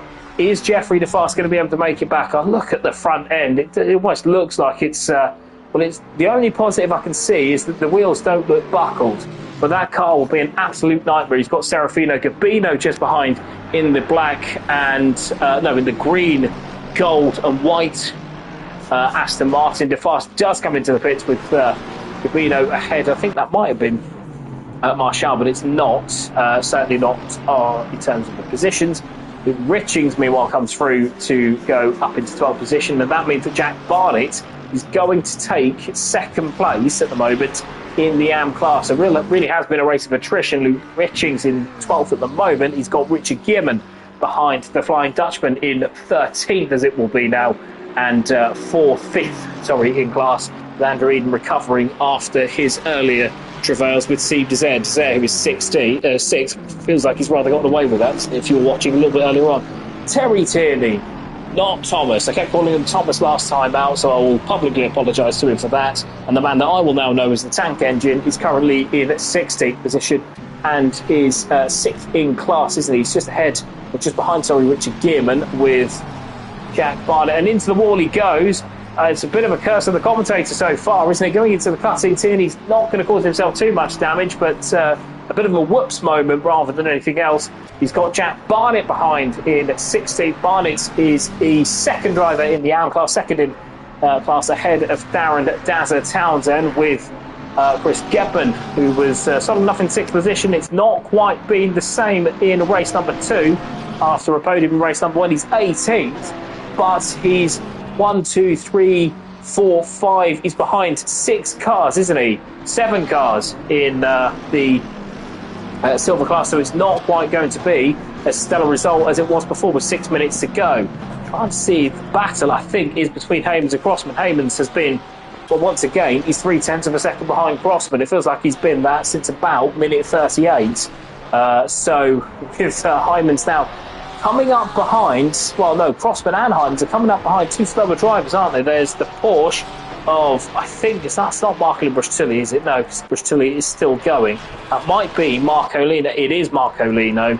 So you've got that on the mountain, and Crossman, this is going to be a real test of his patience. Goes down the inside into McPhillary as Lino gets out of the way. A little sketchy, but it's about the best he could do with such an obvious pace difference. I think it's actually turned into a bit of a net gain for Crossman, but Lino driving about as well as he can do, so we must applaud that, because while you're not technically meant to be launching moves on lapped cars on the mountain, I think that was done about as well as could possibly be done. For Bueller, meanwhile, to show you what he looks like again, there he is, green, black Ferrari. It's last you're going to see him until he crosses the line, because it's about 30 seconds clear of Daniel Crossman. We'll see exactly how big the gap is. There's one that is going through Murray's, the other is going down the back straight, going down Conrod Straight, and it is, well, it's not one lap, is it? But it may as well nearly be with how far from Bueller it is. He can got time to boil the kettle before he completes the race, hasn't he? Now Crossman going into the chase. He's got 1.2 seconds on Haymans. Now he's got to use this to his advantage, because Haymans has been all over him to the tune of about half a second through the majority of the race. Look at that, Josh Clayton, 2.5 seconds behind, and bringing along the combative Canadian that is Marco Brustilli. 27.6 seconds is the gap between first and second, with Travaglioli having launched himself into a wall at some point to bring about his early demise. So a quick recap of top 6 in each class. That is Jarrett Vermeulen leading.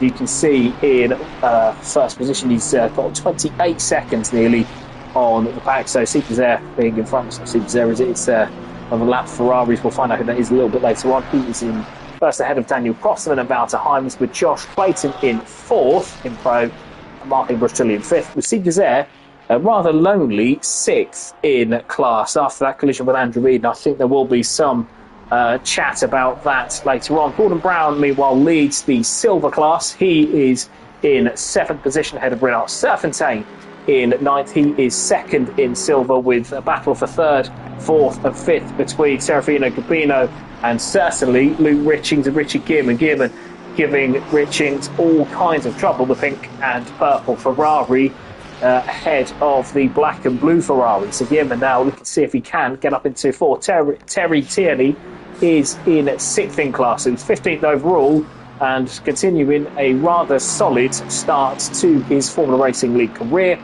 with Tierney having pocketed a couple of podiums last time out in Kyalami. Certainly around number 1, it's been an impressive start in what I maintain is a very difficult league to debut in.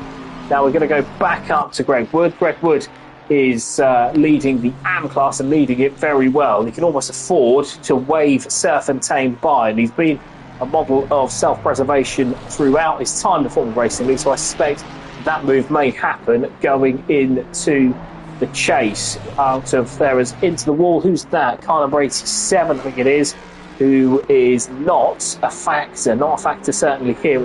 It's the McLaren, isn't it, of car number 87. Who's that? That is James O'Leary, who was been beset by issues earlier in the race. Now, in second position is Darren Townsend. That's because Jack Barnett has gone off and into the wall at some point, because he was in second position until not very long ago. Darren Townsend is in 16th overall and second in AM.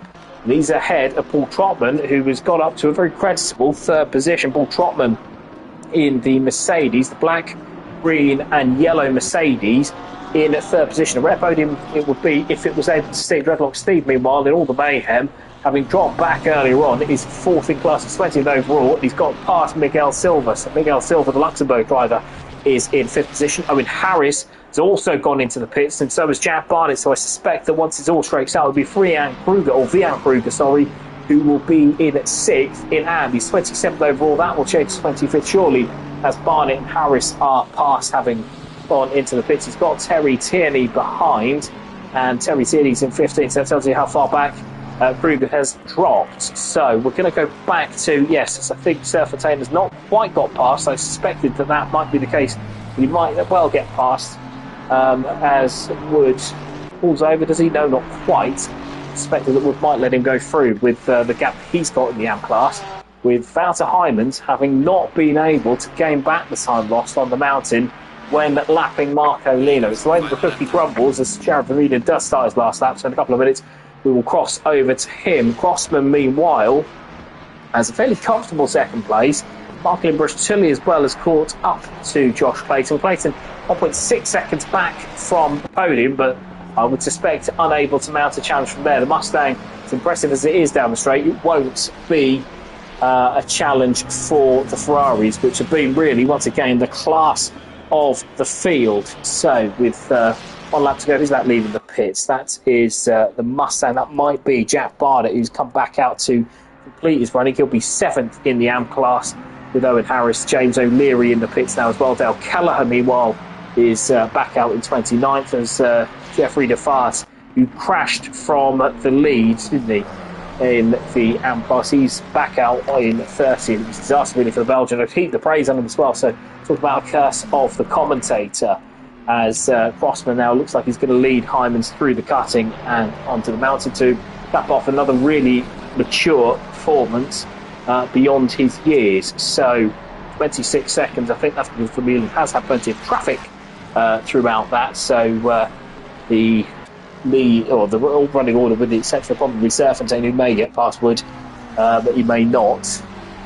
But the running order is pretty much set, isn't it? So you've got, let's just have a quick look now. That is pretty much going to be the running order. Where is Vermeulen? He's just going down the trace. He's just got past Paul Trotman, who is third in class and won't be going any further than that.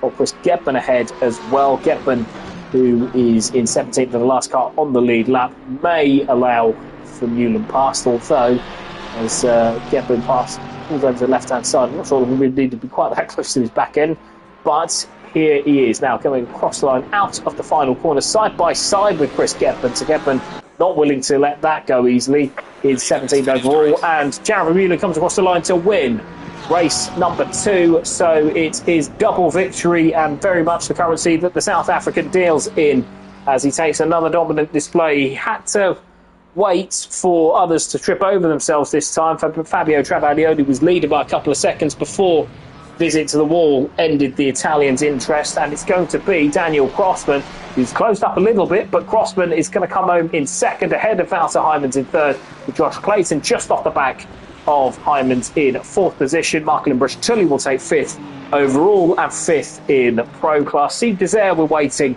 to come through to complete the top 6 and complete the pro drivers that have not had serious issues. Desire is going to come across the line in 6th position. He's ahead of Gordon Brown, who's been coasting really for much of the race and doing what he didn't do in race number 1, and that is completing the job So what could have been 2 wins, well, he's going to console himself with the feature race win. So Gordon Brown comes across the line in 7th to take the victory in silver, with Greg Wood coming across the line to take a dominant AM victory and 8th position in the Aston Martin. He'll be very pleased with that, the former commentator at Renard Serfontaine, who's 2nd in silver and 9th overall. Vaclav Pospisil completes the top 10 to finish in 7th in the Pro class. Serafino Gabino in 11th place. A solid outing for the Italian. He's going to get his first podium in class of the season. That's Jordan Marshall behind him, and not much of an issue for him. Marshall having had issues earlier on, which have caused him to be a couple of laps down. It's Gabino across the line in 11th. In 12th is Luke Richings. Again, Luke Richings in 12th overall and 4th in class, ahead of Richard Gibbon in 5th and 13th. Andrew Eden in 14th in the Lexus, having been spun by Seekers Air earlier on. And Terry Tierney, who will come home in 6th position in silver and 15th overall. Darren Townsend, meanwhile, comes over to complete the top 16. He is in 16th position and 2nd over in the AM class. Chris Gebben was the first a lap down ahead of Paul Trotman, who has an impressive 3rd position to add to his tally of podiums in Formula Racing League. That is 3rd in the AM class and 18th overall. Lee Colquitt's recovered to 19th, and his wretched start to the season goes on as further contacts and crashes hampered his progress ahead of Dreadlock Steve in 20th and 4th in the AM class, with Miguel Silva completing the top 5 in the AM class in 21st. Marcolino was 22nd ahead of Jordan Marshall, who was certainly towards the podium end, wasn't he? Certainly towards the sharp end in silver in 23rd. Van Kruger in 24th ahead of Dale Keller, who completed the race. Jeffrey DeFast, who crashed obviously from the lead in the AM class, he comes over in 26th and will be, 7th in the AM class, ahead of Darren Mark Davies, Jack Barnett, Jamie Thacker, and a few others who fell by the wayside, including James O'Leary, Alexander Kalugin, Owen Harris, Maximilian Morneveg, and Michel van der Waal, with Fabio Travaglioli off and out of the lead of the race earlier on. Same for Omat El Fidawi, who went off around the same time. Michael Coppens, Marcel Basler, Tim Bleich, the reserve in Pro class, to complete the top 39. And I'm joined by a couple of racers who are not Jared Vermeulen. It's not just the Jared Vermeulen podcast. I think it was Chris Gebben and Greg Wood, both having very impressive stints in the Bathurst couple of races that we've had so far. I'll go to you, Chris, first of all. Chris, obviously 2nd place in class in the first race. That's got to be the highlight, really, of the season so far. Yes, that's. I was hoping for a good result, because I do like Bathurst. Bathurst, one of my favourite tracks actually in the whole game, and I'm quite consistent, especially when I don't hit the walls like I did in race 2. But 2nd place, I'm very happy with that. In fact, it was a couple of mistakes, the drivers ahead of me, that put me into the podium position, so that's a big thank you to them for making mistakes as well.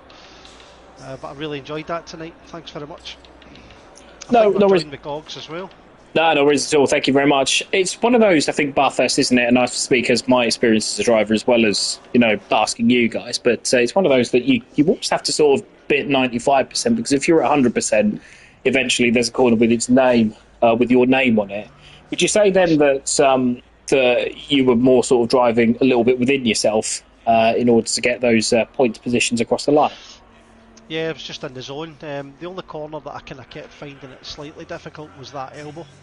The car's slightly discombobulated approaching it, so I think I hit the wall a couple of times in race 2, and a little bit of a mishap as well in race 2 as well, with Harris.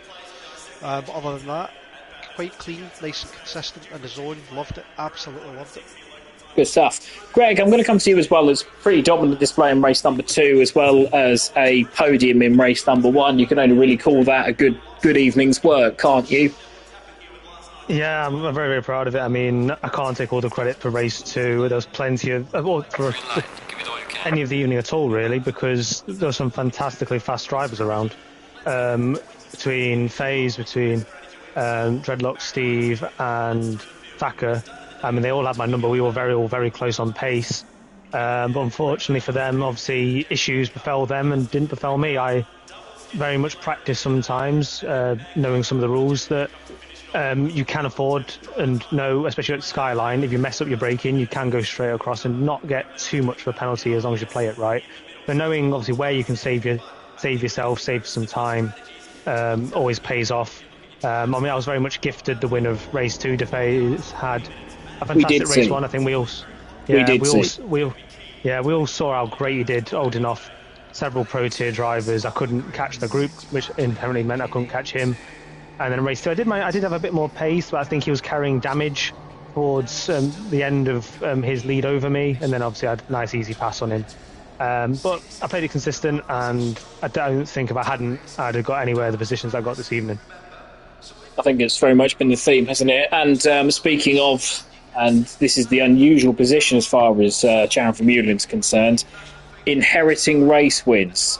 We missed what happened to Fabio Travaglioli, but you were only a couple of seconds behind. If you could shed some light on what happened to the Italian driver in race number 2. So race number 2, so he, to me, he just got a bit impatient from what I could see behind the back marker, and hit into him on the downhill part of the mountain, and I kind of foresaw something was going to happen, so I kind of backed off a bit, and then I could then squeeze through, the right-left kick, so I could squeeze just through them both.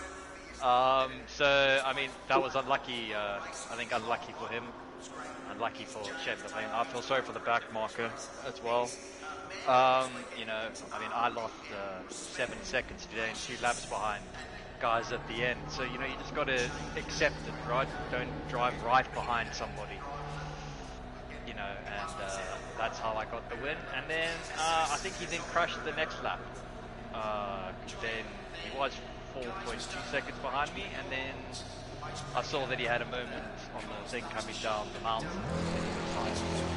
Yes. So, yeah, it's a bit of a shame for him. Like, I understand his frustrations, obviously, but yeah, his pace was great, man. I mean, after Vanderwall had a weird moment heading into walls, and I tried to avoid him, but then he was spinning and then I tapped him. 2 seconds behind, I really was pushing. Got the gap down to a second, but then he responded, and yeah, for about 5 laps we kept it pretty close, but then I kind of just said, okay, I ain't gonna catch him. You have to make a mistake for me to win today in race 2. So that was kind of my strategy after the first 20 minutes there, and something went my way, right? and I got the win. So my second and final question, obviously race 1, it was a case of getting the whole shot and going away, but my second and final question actually relates to qualifying. What happened? Because as we saw it, we were riding on board, it did look like you got hampered. Is that what cost you pole position? Yeah, look, I mean, the guy who was on his art lap, not too sure what he was doing, but yes, that cost me a lot of time. It was a pretty good lap up until that point. Whether it was good enough for pole, I don't know, right? But I do think I would have been, a lot closer. But in the end, these things happen, right? It's Bathurst. So at the moment, I was quite annoyed, of course, but eventually, race 1 goes my way. I have a good start. So I'm like, okay, these things happen, right? It's Bathurst. You move on from there. Okay, and I think I shall end the stream there. Thank you very much to all 3 of you. Well done to all 3 of you for your respective results. Just enough for me to say thank you to the sponsors, Simnet, and make sure to check out their website, as I said a little bit earlier on. I've been Jack Prentice. Thank you to you all for tuning in and watching, and I'll see you next weekend. Take care. Nice one. Thanks, mate. Thank you.